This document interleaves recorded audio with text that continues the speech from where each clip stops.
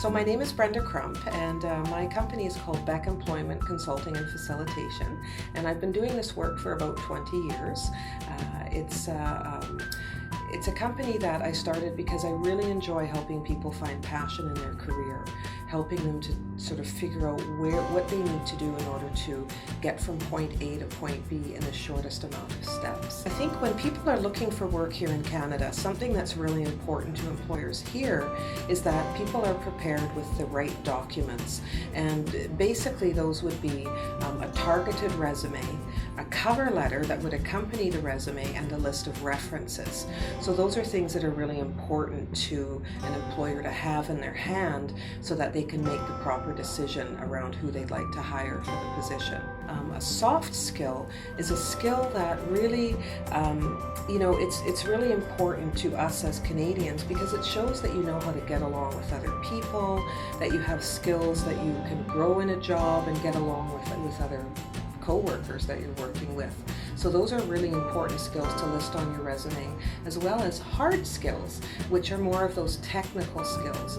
Those are skills that you would list like operating a computer program, or operating a piece of machinery, or calculating or measuring something. Those are very good skills to have to be able to do your job as well.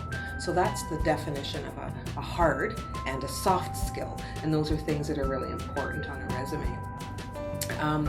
You also, I think for being able to do a proper job search here in Canada, it's really important to know what experience is required by the company as well. So it's doing your research around the company that you're wanting to pursue or the industry that you're wanting to go into. Knowing how to do that research becomes really important because competition is great here in Canada. You may have 2 or 3 interviews before you're selected for that particular job. So that might be a little bit different than in Brazil. We have a term called shortlisted here as well. So if you get through the interview and your skill set matches what the employer is looking for, they might shortlist you, which means that you will be called back for a second or maybe even a third interview. So shortlisted is a good word, something to remember.